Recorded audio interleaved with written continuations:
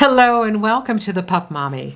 This is a channel where I share my practical hands-on experience of everything that I've learned in owning, loving, and caring for dogs for close to 35 years. Multiple breeds, large and small, puppies to seniors. You know, recently I stumbled across a YouTube video about why you shouldn't get a female German Shepherd. Well, I didn't even last a third of the way through before I called horse hockey and furiously started typing in the comments section. You know, look, I know that there are a lot of videos about German Shepherds out there. They're one of the top 5 most popular breeds in the country, according to the AKC. But with so much conflicting information out there, I want to give you some perspective of someone who has actually lived with, loved, and cared for this breed for a long time. So if you're seriously considering a German Shepherd, this video is for you because I don't mince words. So taking all of this want for a German Shepherd, what is the biggest mistake that people make? Well, they fall in love with the idea of a German Shepherd and not the reality. And the reality is that this breed is not for everyone. You know, people get in over their heads. They see the beauty of the breed, the intelligence of the breed's reputation, but they don't realize what it actually takes to live with the breed. And that's why the German Shepherd is the 3rd most surrendered breed in the country. So what is it that you need to know before you get a German Shepherd? Well, first of all, if you've been doing your research, you already know that there are many different types of German Shepherds, different lines of German Shepherds, such as the American line, the West German line, the Czech, the DDR. But you know what you really need to most think about and be concerned about is the working line versus the conformation or show line. And why? Because there are very big differences between both of these lines. The working line dog is mostly found in military and law enforcement. Their temperament is different.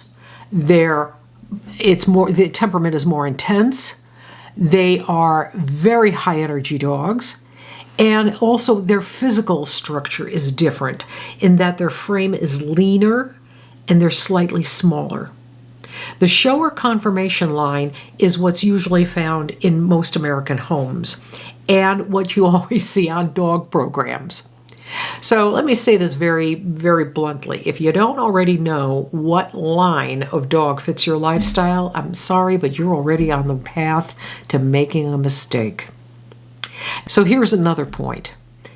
Most people do not recognize how big these dogs are. Now, this is my Nabucco. His back reaches my oven door handle, which is about 26 inches from the floor. I'm 5'7", and I don't have to bend down to pet him.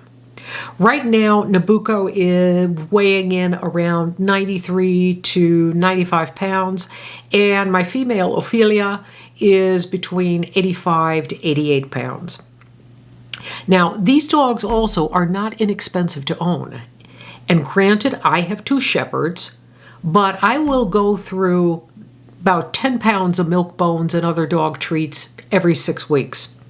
70 pounds of dog food every month, 6 bottles of Cosequin, the 180 tablet kind, a year, plus flea and tick. And when I take them to a groomer, which is about, I'd say, twice a year, it's $150 a dog. So do the math. Now let's talk about space. Now, these dogs can live in an apartment, they can live in a condo, but I really would advise that if you live in an apartment or condo, it's a minimum of about 1,400 square feet. And why? Because again, we come back to the size of the dog and the volume of space that a big dog takes up. And also because of its need for exercise and the type of exercise. Because of that, it's wise to have access to open space and, of course, your dog trained in recall, especially because you want it back. Or else have a big backyard. Because these dogs need exercise where they can run off leash. Otherwise, if you're only going to take the dog for a walk around the block or potty breaks, you're going to risk having a dog with pent-up energy that has no outreach or release, and that means your dog is going to start slowly developing mental and emotional problems. I've seen it. All right, I'm on a fenced half acre, and I will tell you my shepherds use every inch of it. They also destroy almost every inch of it too. Now, if you dream of a pristine golf course-like, type of lawn, forget it. Because shepherds dig, they chase, they rip things up. Ophelia's my digger, Nabucco's my chaser. But I have to admit that Ophelia's not that far behind. Now, one year, Nabucco was so frustrated about never being able to catch a squirrel that he took it out on my maple tree. Tore the bark clean off the tree. I figured it would grow back because, after all, what do I know? But springtime came, the tree had no leaves. I call the arborist. He comes out, takes a look at the tree, and it became, lady, that tree's dead. Cost me about $500 to take that tree down.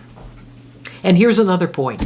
These dogs bark, and they have a loud bark. If you want a quiet dog, find another breed, because shepherds are vocal, and if they aren't trained to stop on command, come when called, that barking can turn out to be a real problem for you. Which, of course, leads me to training. And training with this breed is non-negotiable. This is not a breed that you take to Petco or PetSmart for puppy group training classes. This is not a breed where you are a DIYer and you binge watch YouTube videos. Your goal is to be a responsible owner with a well-mannered dog that you can safely handle.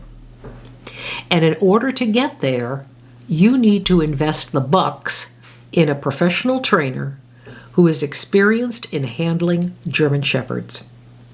But see, here's another key point though. Being a successful German Shepherd owner also depends on your own personality. German Shepherds are very, very, very smart. They can read your moods, they can read the tone of your voice, they hear the tone of your voice, the look on your face, your actions. It's just instinctive to them. You must be their leader and their protector, and when they sense that you're neither, they're going to take over and start running you. And now we come to the elephant in the room, which is shedding. If you are a neat freak, turn right around now, because shepherds shed all year round. You will vacuum or mop daily. You're going to dust 2-3 times a week. And if you don't, you will live in a snowstorm of shepherd hair and dander. Now, I have 2 dogs, so I have double trouble. But for illustrative purposes, this is 1 week's worth of dust just from my family room.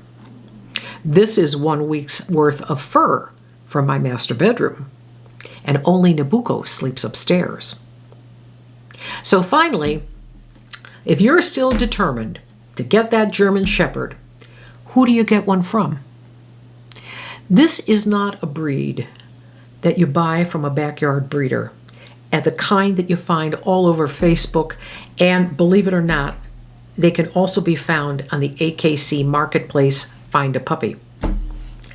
Reputable, ethical, responsible breeders breed for health, temperament, and type, which is basically the physical structure of the dog, the breed standard. They do full genetic testing and won't breed a dog if they see any health risks in the lineage. Puppies from this type of breeder are not inexpensive. I've taken my dogs for training to a breeder, owner, trainer who has been in shepherds for over 30 years. Their puppies all come from titled champion West German lines, and they're all about $4,000 a puppy. Every litter on their site sold out. This breeder owner trainer's reputation is impeccable. They stand by their dogs from the time they're born to the time they die. If you can't afford if you can't afford a puppy from a breeder of this type, then please wait.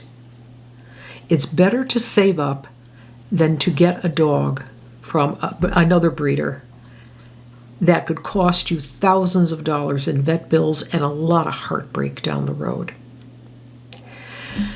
So, finally, with all the breeds that I've owned, why do I keep coming back to the German Shepherd? Why is this a breed that I will own forever? And I'll tell you, because there's no other breed like them. I know I'm biased.